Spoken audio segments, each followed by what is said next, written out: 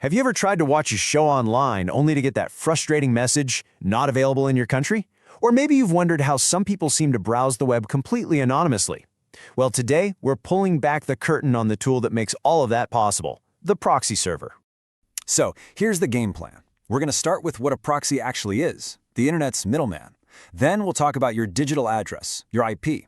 After that, we'll get into the fun stuff, why you'd even want to use a proxy, the different kinds you can get, and finally, we'll clear up that classic confusion, proxy versus VPN. Sound good? Let's dive in.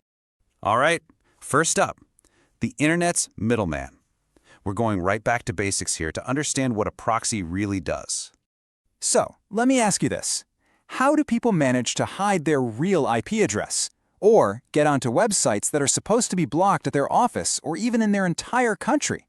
It kind of feels like some sort of digital magic trick, right? Well, spoiler alert, it is not magic. The secret is a surprisingly simple but incredibly powerful tool called a proxy server. This is the key that unlocks a whole other side of the internet. At its heart, a proxy server is just a middleman. When you go to visit a website, your request doesn't go straight there. Nope, it goes to the proxy server first, and the proxy forwards the request for you. This means the website you're visiting never actually talks to your computer directly. Okay, so picture this. Normally, your connection is a straight line. Your device talks directly to the website. Simple. But when you use a proxy, you add an extra step in the middle. Your device talks to the proxy, and then the proxy talks to the website. The website only ever sees the proxy's info, not yours. Here's a really easy way to think about it. Imagine you need to send a letter, but for whatever reason, you don't want the recipient to know your home address. So, what do? You give the letter to a friend. They put their return address on it and they mail it for you. That friend is acting as your proxy. Simple as that. So why go through all this trouble with a digital middleman? Well, to get that, we need to talk about your digital home address. That brings us to Section 2, your digital address, and what it's telling the world about you. Every single thing you connect to the internet, your phone, your laptop, your smart TV, it gets a unique number called an IP address.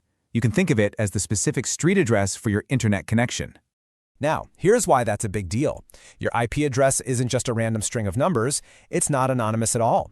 It can tell any website your general location, like your country and city, and even who you pay for internet. Websites use this information all the time to track you, show you different content, or, block you entirely. Okay, so we've established a proxy as a middleman, and an IP address is like your digital fingerprint. Now let's connect those dots. Section 3. Why on earth would you use a proxy? The reasons are actually pretty broad. For everyday folks, it's usually about privacy, hiding that real IP address. Or for access, getting around those annoying geo-blocks or office firewalls. But for businesses and developers, it's a whole other game. They use them to manage tons of social media accounts without getting flagged, or to gather huge amounts of data from websites without being blocked. So yeah, proxies are definitely not just for sneaky hackers in movies. They are absolutely essential, everyday tools for big businesses, software developers, digital marketers, and cybersecurity teams. They're a fundamental part of how the modern internet actually works behind the scenes. But, and this is important, not all proxies are created equal. You really need to pick the right tool for the job. So, that brings us to Section 4, a proxy for every purpose. Let's look at the main types. Broadly speaking, you've got three main flavors. First, data center proxies.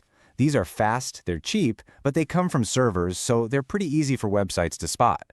Then you have residential proxies. These use IP addresses from real home internet connections, which makes them way harder to detect. And at the top, you have mobile proxies, which use 4G and 5G networks. These are the most trusted and hardest to block. What you pick really just depends on what you're trying to do. Okay, and this leads us to the question I get asked all the time. What is the actual difference between a proxy and a VPN? They sound kind of similar, right? Let's clear this up once and for all in Section 5. The biggest difference really comes down to scope. A proxy usually just works on a specific application, like your web browser or one piece of software. A VPN, on the other hand, is a blanket solution. It routes all the internet traffic from your entire device. Because of this, proxies are generally faster for specific tasks, but VPNs offer much better security because they fully encrypt everything. So think of it this way. A proxy is like a scalpel for a specific job, and a VPN is like a shield for your whole device. So let's boil it all down. What are the key takeaways? Well, on the plus side, proxies are awesome for hiding your IP and getting into block content. But you have to be careful. Free proxies are a huge risk. They're often slow and can even be dangerous. And remember, websites are getting smarter, and many of them are actively trying to block proxy traffic, so it's not a guaranteed magic bullet.